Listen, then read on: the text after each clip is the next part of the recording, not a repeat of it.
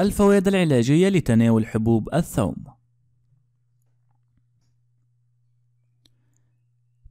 ينتمي الثوم إلى فصيلة البصل الأليوم، ويعتبر من النباتات الغنية بالمواد والعناصر والمركبات المهمة، وفي ذات الوقت هو من أقلها احتواء على السعرات الحرارية.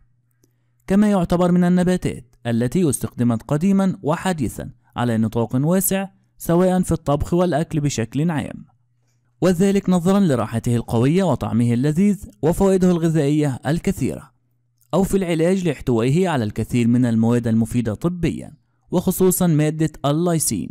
وقد ثبت في المراجع والمصادر العلمية أن الثوم قد استخدم من قبل حضارات قديمة كحضارة الفراعنة منذ حوالي 5000 عام. كما ذكر أن الطبيب اليوناني القديم أبوقراط قد استخدم الثوم في الكثير من وصفاته الطبية، بالإضافة إلى الحضارة البابلية والإغريقية والرومانية والصينيين القدامى وغيرهم. الفوائد المذهلة للثوم: يستخدم الثوم في علاج الكثير من أمراض ومشاكل القلب والدم، كارتفاع ضغط الدم وأمراض القلب التاجية وتصلب الشرايين والنوبات القلبية. ويرجع أن ذلك يرجع إلى احتواء الثوم على الكبريت، والذي تقوم خلايا الدم الحمراء بدورها باستخلاصه وإنتاج مركب كبريتيت الهيدروجين، الذي يعمل بدوره على توسيع الأوعية الدموية والحفاظ على ضغط الدم. يحتوي الثوم على مواد تساعد بشكل كبير على الوقاية من بعض أنواع السرطانات وعلاجها، كسرطان القولون وسرطان المستقيم وسرطان الثدي وسرطان البروستات وسرطان المثانة. يساعد الثوم أيضا على علاج مجموعة كبيرة من الأمراض والوقاية منها، ومن أهمها الحمى ونزلات البرد والروماتيزم والبواسير والربو والتهاب الشعب الهوائية والصداع وآلام المعدة والسعال، وارتفاع أو انخفاض نسب السكر في الدم، كما يسهم في الحفاظ على صحة الكبد. يساهم الثوم في علاج بعض أمراض الجلد والحساسية وعيوب البشرة كحب الشباب وغيرها. يساعد الثوم في علاج تساقط الشعر وضعف نموه، وذلك لاحتوائه على مواد تعمل على تحفيز نمو الشعر ومنع تساقطه.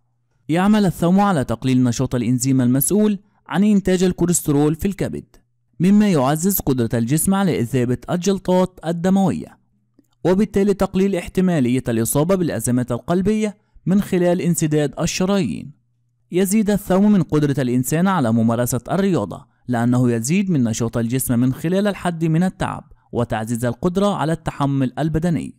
يساعد الثوم على تحسين صحة العظام، وذلك لاحتوائه على نسبة جيدة من الزنك والمنغنيز وفيتامين B6 وفيتامين C6. ومن الجدير ذكره أن المنغنيز يحتوي على إنزيمات مضادة للأكسدة تعمل على تسهيل تشكل العظام والأنسجة الضامة والتمثيل الغذائي للعظام وامتصاص الكالسيوم، وعند الإناث بشكل خاص. يساعد الثوم على تحفيز هرمون الأستروجين، مما يعود على الأنثى أيضا بفوائد كثيرة غير صحة العظام. أثبتت دراسة حديثة أن الثوم يحتوي على نوع من مركبات الكبريت الذي يعمل على منع أحد أنواع المركبات الليفية من التطور والتحول إلى خلايا دهنية كاملة. والله تعالى أعلى وأعلم.